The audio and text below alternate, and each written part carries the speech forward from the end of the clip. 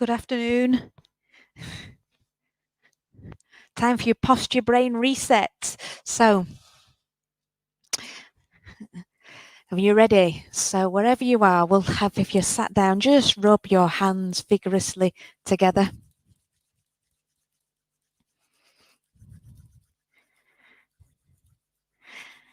And then link your fingers. Let's just press your palms. So, Jess has just got herself one of these Apple Watches, so now it's bleeping every time she needs to stand up. So I'm aware even more so. I'm going to get you stood up out of your chairs in 2 seconds. So just let's take your fists and roll your wrists around.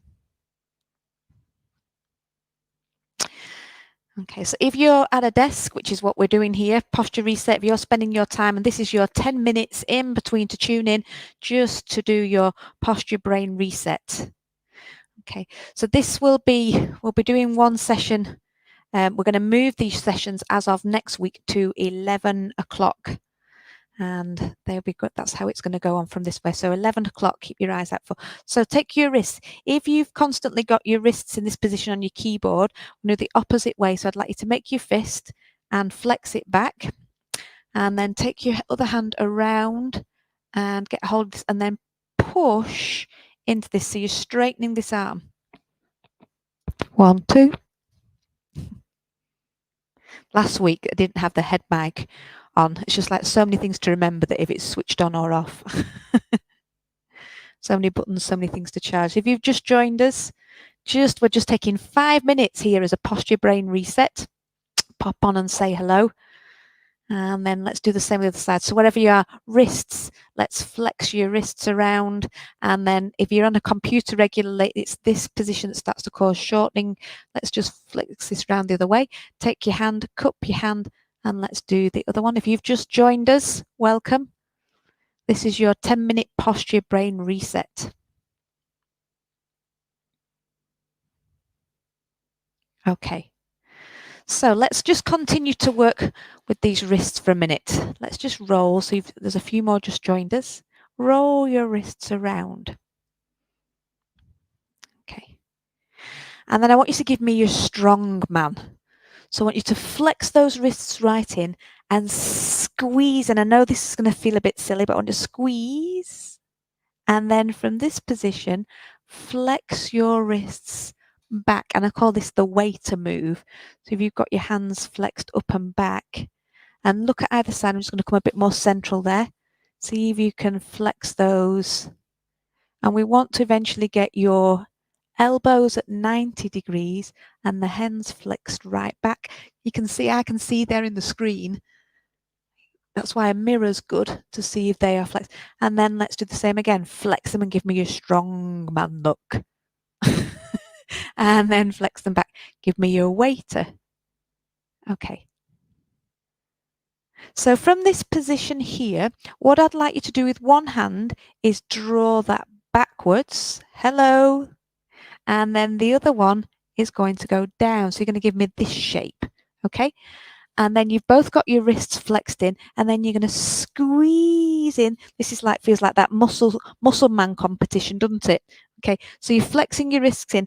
But now what we're going to do is unwind and stretch out so that you should have one palm up and one palm down, and you're in that lengthening position. Can you see that? Yep. Really reach long and turn. Now, what you're going to do is shuffle yourself round and turn so that you've got your other arm palm up. I'm quite close to the screen there. Can you see? So I've got one palm up and one palm down. Can you see that at the front there? Reach. And now from that, flex your wrists in and bring that in to a squeeze. Yep. And then turn it around. And stretch it out long. Lovely. Turn it. So you've got the other palm up, other palm down. So you're looking the other way. Flex your wrists in, draw it in, spiral it. So then we can just we can play with this. It's a really nice squeezing. Those of you who've done the spirals course with me are really now start to get an understanding to a much deeper way how this is the most effective way to stretch and lengthen your muscles by rotating. We do this with the whole body. So just play with that as a simple move. Okay. Spiraling. If you've got a swivel chair, as I have, it's even better because you can then be just taking your knees in the opposite direction, which is a move that we do stood up. Okay, shake those off. Lovely, well done. Rub your hands together.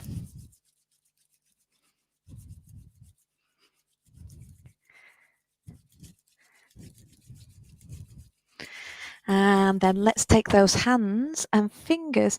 I'd like you to take your hands and find the tops of your ears and then put your finger in that little, and I want you to press.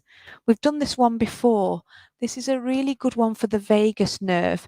So that's my actual, if you can, how well you can see, that's my actual ear hole there. So if you go up above that point there, okay, and I'd like you to do a little bit of vibration there or circling and pressing. And it's a really good stimulus for your vagus nerve, and your vagus nerve is your relaxation response, your rest and digest. So it calms everything down. But what's more important, particularly within the stress of a workplace, is it actually brings more clarity and cognitive ability, but actually improves your communication. Okay, so this is your vagus nerve, improves communication and a sense of being connected. So sometimes in that stressful environment. So from here, I'd like you to then sweep up and curl up and around, and I'd like you to get hold of your earlobe and in the your inside. Okay, you could even put your fingers actually right in your ear and actually physically pull the ear canal right down and it feels like you're giving the ear canal a stretching opening. It actually is not only really good for the ears, but actually what happens here is you're actually, all the muscles around your scalp are getting a nice long stretch as well. And then from there, you can actually use the thumb on the back of the earlobe and pull the whole earlobe down and slide your fingers down. And then from this position, draw back, down and back. So you've changed the angle from down to down and back. Lovely. That's wonderful. The world's got a really close up of like sort of not on my face, but into my ears there. Okay. And then another one that's really useful is to take your fingers, like make claw hands, and up into the back and just give a brush up and down. So you've got this alternate, tricky with my head mic on. So you're doing an up and down brush.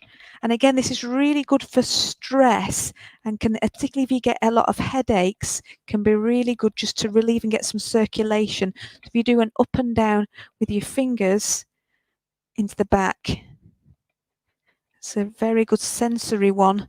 Particularly for things sort of like, and also if you've got, you know, if yourself either can be useful for people with autism, and if you've got ADHD, this can be a really calming one as well, just to come up into the back.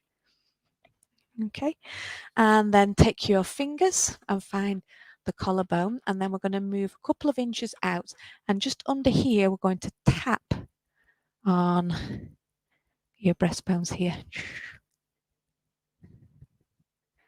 All along underneath your breastbones. Tap, tap, tap, tap, tap. And breathing in and out. Well done. I'm glad you're enjoying that.